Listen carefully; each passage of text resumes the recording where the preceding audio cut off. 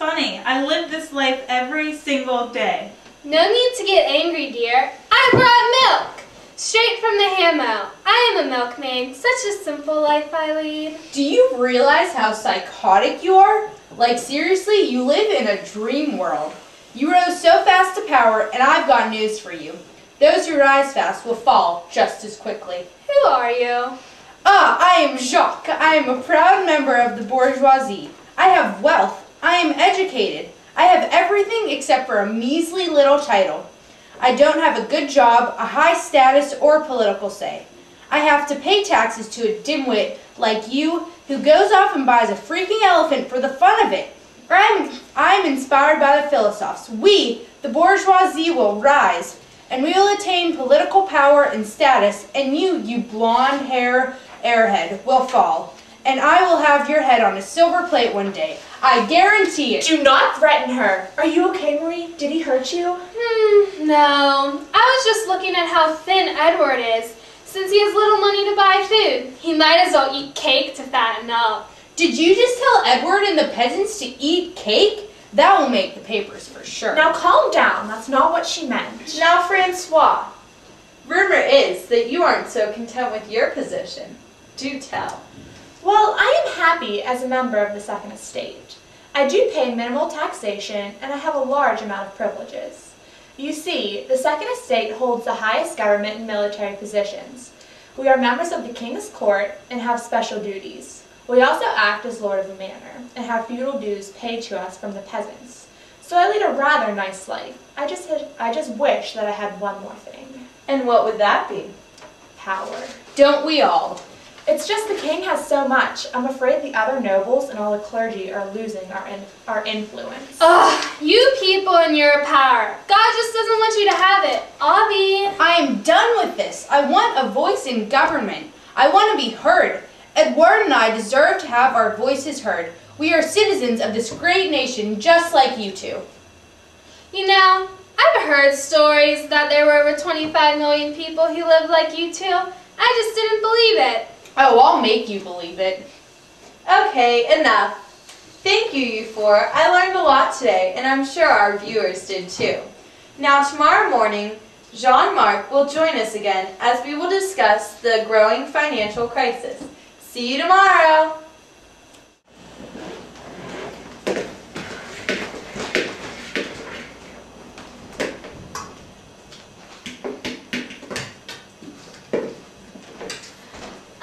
Bakery has such hard workers. What are you guys doing? Making sandwiches. Making cake. Oh, let them eat cake.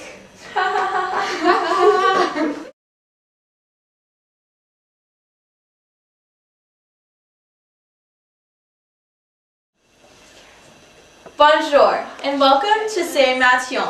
Today is the third episode, and with the guests we have come to know and love. This morning, we will discuss the financial crisis that France is currently facing.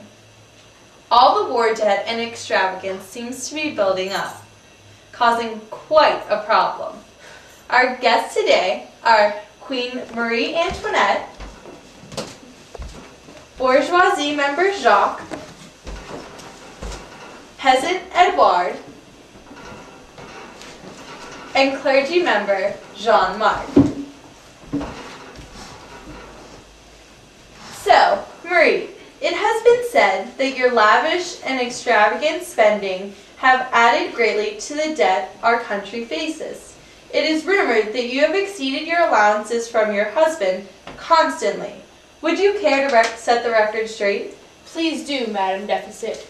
Oh, pish posh. Those are just rumors, dear. People love to talk about me, and I don't blame them. Well, Marie, I don't think they are rumors. I have the receipts right here. I have proof of all the shoes, dresses, accessories, purses, animals, linens, foods, treats, jewelry, headdresses, paintings, statues, flowers, fancy pillows, chocolates, and... Okay, so what? I like to shop, and I needed all those things. You really couldn't expect me to wear any part of an outfit twice. That'd be a crime. Marie, it's not just your extravagance that is costing the French people. The past kings have instigated the crisis, and now we have to deal with it. What past kings? Louis XIV in building Versailles, like he really needed it. He thought he was so great, as if he was like the sun or something. And then all that war debt, helping those Americans. Okay, duh, we needed that palace. I mean, have you seen the Hall of Mirrors? Walking down it every day is so fun. I just get to check out how good I look in my new dress. And 2, I will do anything to make those British mad. And you know what? Don't hate the player, hate the game, so stop hating on me. Well, what about Louis XV, huh? He knew that France faced a financial problem, and instead he just sat back on his throne and ignored it. Heaven forbid he tried to help his country. And then the inflation and population growth and food shortage. What food shortage? I eat fine at night. That's because it's my food. Excuse me? Do you want me to sew your lips together? I will not listen to you anymore. You don't own me. I deserve better than this. Well, if you're having problems, Edward, why don't you and your kids, you have 8, right? That's a lot. I bet one day they make a show about a couple with 8 kids. It could be called Edward and Kate plus 8. But anyway, say a couple of nights of my hymn out. Can you say slumber party? Well, maybe.